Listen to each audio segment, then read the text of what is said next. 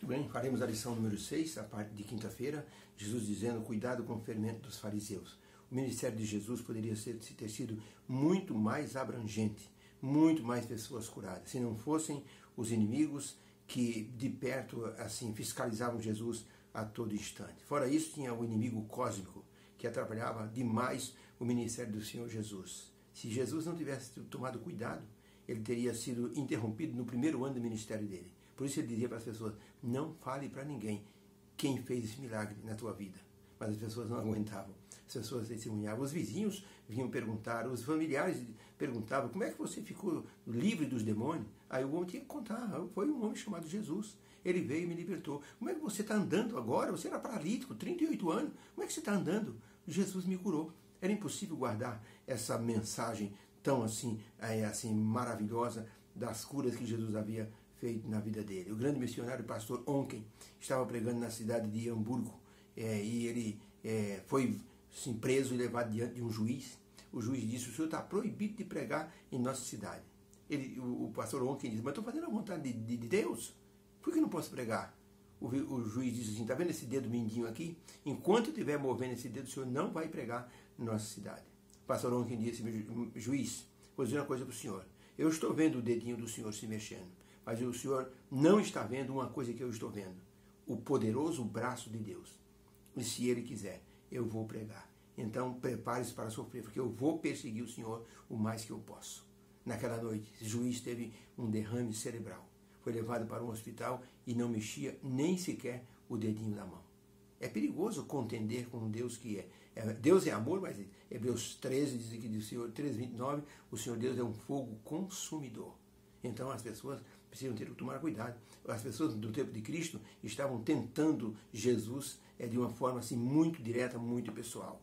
O diabo, ele assim foi vencido, mas os fariseus estavam como instrumento nas mãos dele e tentando de toda forma atrapalhar o ministério de Jesus. A pergunta número 6 diz assim, o que os fariseus fez que deixou Jesus decepcionado com ele? Marcos 8, verso 11, e saíram os fariseus e começaram a disputar com Jesus, pedindo-lhe um sinal, um milagre, um sinal do céu.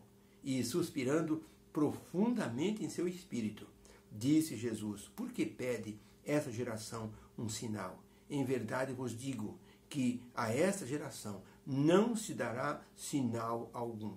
E deixando-os, tornou a entrar no barco e foi para o outro lado.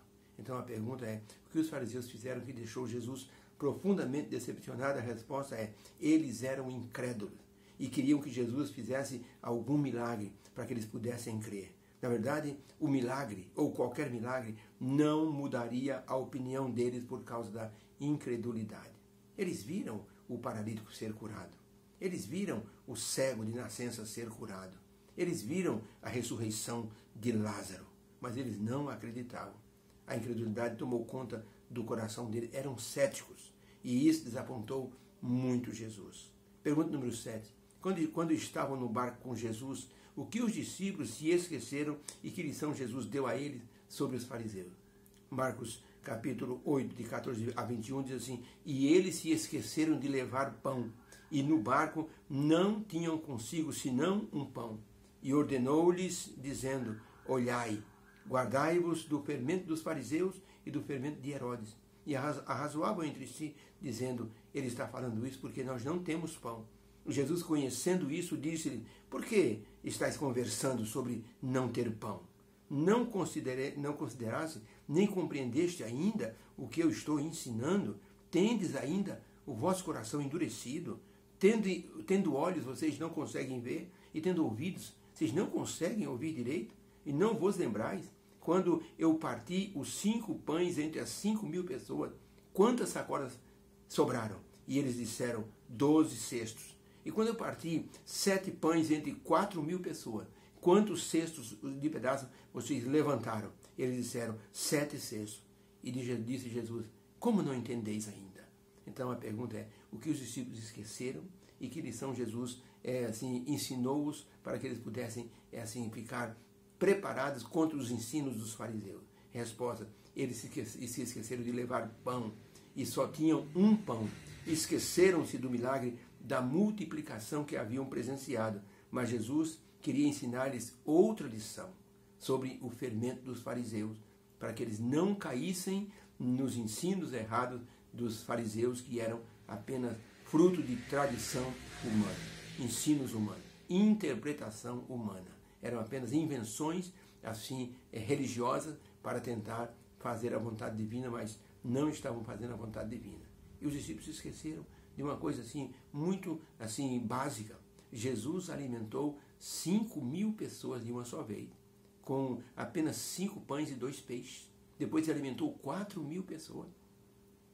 E Jesus quis dizer com ele: por que vocês estão preocupados com pão? Se eu quiser, eu multiplico esse pão e vocês vão até ter sobra. Vocês não lembram quando eu alimentei os 5.000? Quantos cestos sobraram? 12 cestos, então. Por que estão preocupados? Não é isso o que eu quero que vocês aprendam. Se preocupem com um pedaço de pão. O que eu quero que vocês aprendam é: vocês têm que tomar cuidado para não serem enganados pelos fariseus. Hoje, em nosso tempo, Jesus nos dá a mesma sugestão.